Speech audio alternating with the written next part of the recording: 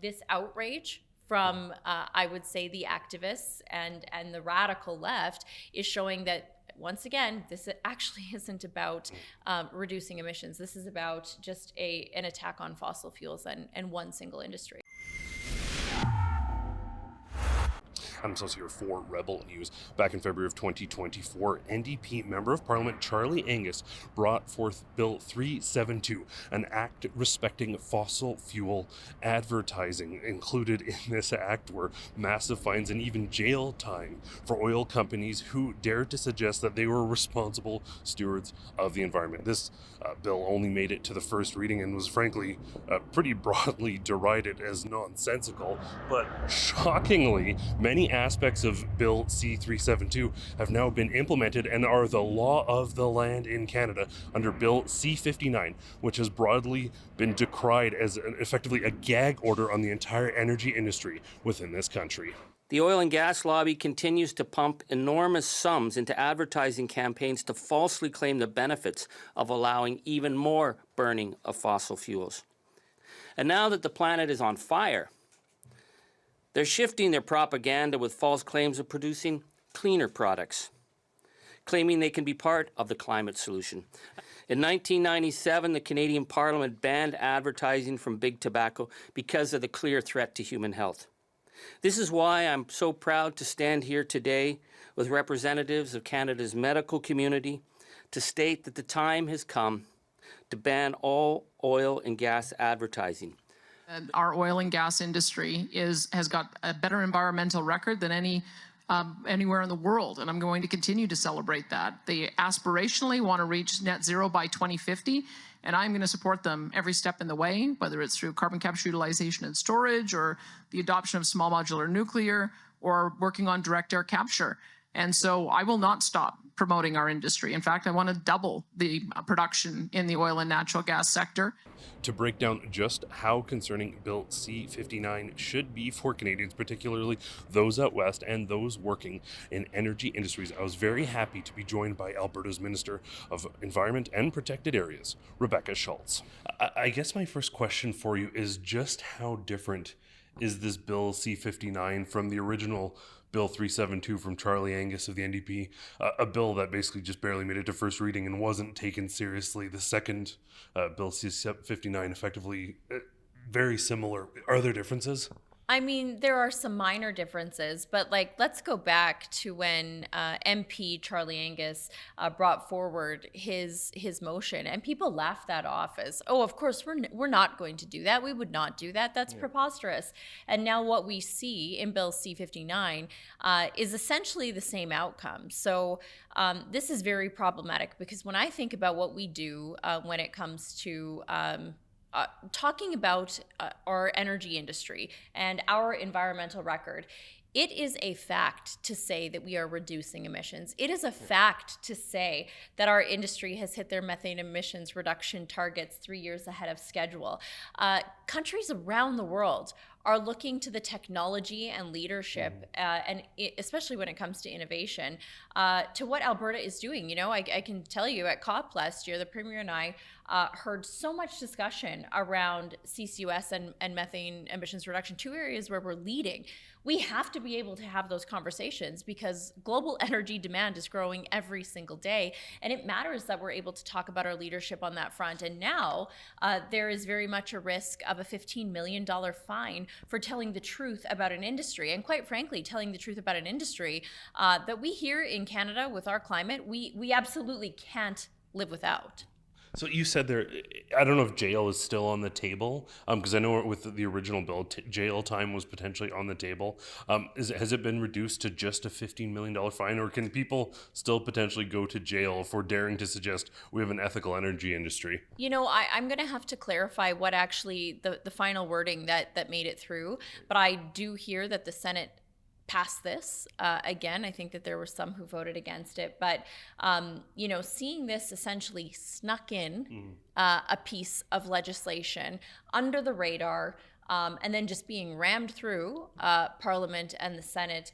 That's hugely concerning. And I mean, now we're also starting to see industry organizations saying the same thing. I mean, the Calgary Chamber is one, and they're highlighting the fact that this is a very real concern when you have a gag order on industry and not just our energy industry, but any major industry, in terms of having a risk about talking about the benefits of their sector or their industry to Canadians and to the world. And I also think, I mean, just generally speaking, it is this slippery slope that we have seen. Yeah. I mean, think back to when the federal government brought in legislation essentially limiting the news and media that Canadians are able to access on social media. Mm-hmm. That was a huge concern, mm-hmm. right? And Canadians at the beginning, I think, were questioning, is that really going to happen? What does that really mean? So that's step number one. And now we're essentially seeing a gag order on providing facts to the Canadian public about our industries and our position when it comes to meeting global energy demand. That is very, very concerning. I think it should be concerning for Canadians.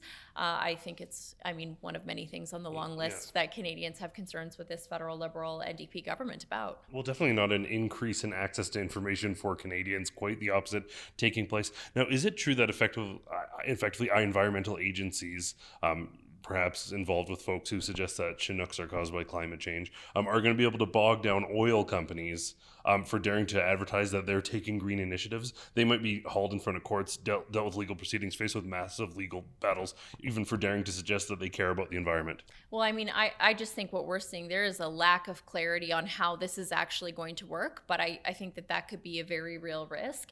And, certainly I can say once we started highlighting the issues with Bill C-59, we had a lot of anti-energy activists reach out, essentially attacking us online, which tells you that this is exactly what their agenda was all along, that it's not a stretch to believe that they are going to work to use this to limit what we are able to say, and I think ultimately limit our ability to compete on the global stage when it comes to meeting the world's energy demands. And again, if we actually cared about, or if this federal government actually cared about the environment and emissions reduction, if that's what this was really about, they would want us to tell our story. Right. And they would want Alberta and Canadian energy to be the energy of choice when it comes to meeting global energy demand, again, which is growing every single day. But, this outrage from, I would say, the activists and the radical left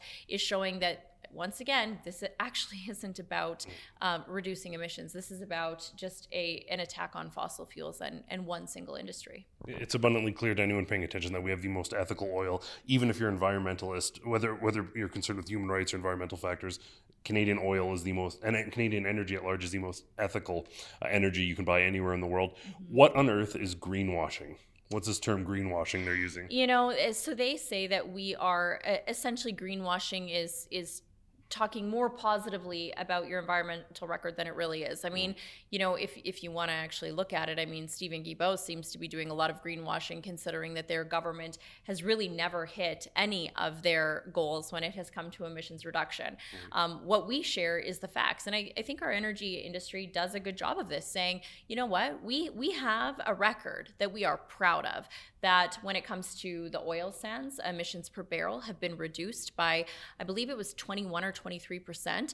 I think that's a great step forward. I think when we look at methane emissions reduction, saying we hit our 45% target 3 years ahead of schedule, that is absolutely something that we should be celebrating. When we talk about the fact that we have safely and permanently stored 12 million tons of CO2 underground with carbon capture, utilization, and storage, again, that's a win. When we talk about our electricity emissions reductions, 53%, those are facts. That is our record. And so to say that we are no longer able to say those things, whether that be our government as we advocate for jobs, for our overall economy, and like I said, safe, reliable, affordable energy that Canadians are looking for, or whether it's for our industry. And we're all willing to say, look, there's more we need to do. That's why we worked with industry to release our emissions reduction and energy development plan. We also have goals to make sure that we are meeting world demand for energy, but taking care of our environment for generations to come. And so, for us, I think it's that we know that we are able to stand for safe, reliable, affordable energy needs, for jobs for Albertans and Canadians, for a strong economy that allows us to invest in things like healthcare and education and the public services that people rely on.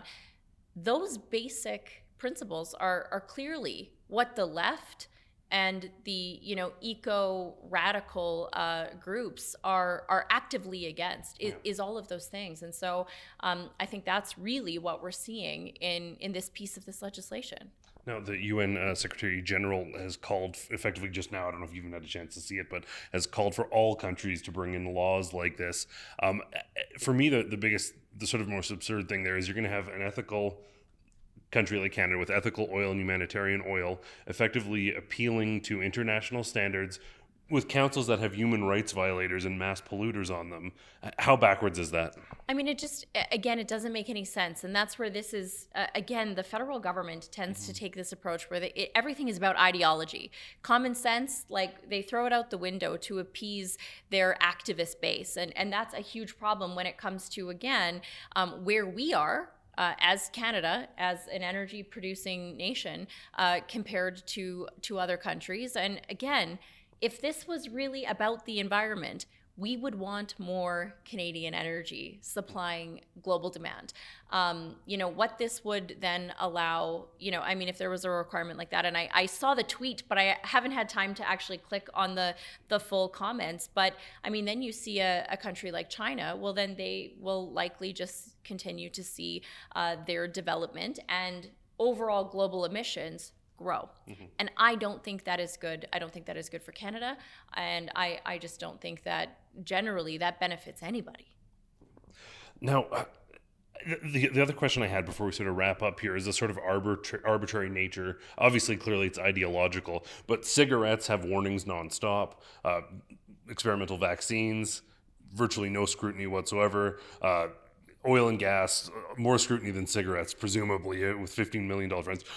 How can a country expect to operate with such ideological, arbitrary standards being applied and no seeming metric of a sort of observance of the rule of law or reasonability? I just don't know if there are really words to describe the federal government's path on this issue, and certainly what we see from that radical activist left that we are seeing come out and making accusations like this. The reality is, for those who want to phase out fossil fuels, who this is about, just fundamentally shutting down an entire industry. Of course, we have a number of crown corporations, and they have different levels and numbers of vehicles and real property portfolios.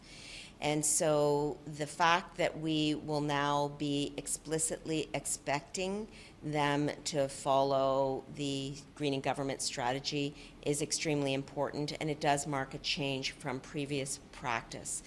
We expect then for, especially in those large portfolios, it to make a tangible difference in terms of the reduction of the carbon footprint and the overall carbon emissions. Thank you. I think what they're not being honest about is what the reality of that would be for Canadians. Look at our climate. Look at what we saw in the middle of January when it came to our electricity grid. People rely on heat in the winter in a country like Canada. And so I would say that there would be very significant and real health impacts if we did not have whether it be energy or the products that are also made from our energy industry and from petrochemicals. So I think it's a disingenuous comparison, because I don't think right now that we as a society have the ability to live without energy. We don't. No. Finally, what is the government of Alberta's plan? Is there going to be a legal challenge on this? What's expected moving forward? More to come on that. Right now, we have been focused on raising awareness of this issue. Obviously, I just received word that it had passed through the Senate, as we all did, and we knew that that was likely to be the outcome here. So more to come. We're working with my colleagues in finance and justice to determine what our best next steps are, and of course working with industry on that as well. Canada's ethical energy industry doesn't have to bend the knee to anyone. We don't follow global standards, we set the standards, and that is why, in terms of environmental and humanitarian standards, we have the best oil on earth, period. Reject the global narrative that wants to make you think that our oil is bad, and sign our petition at nogreenreset.com.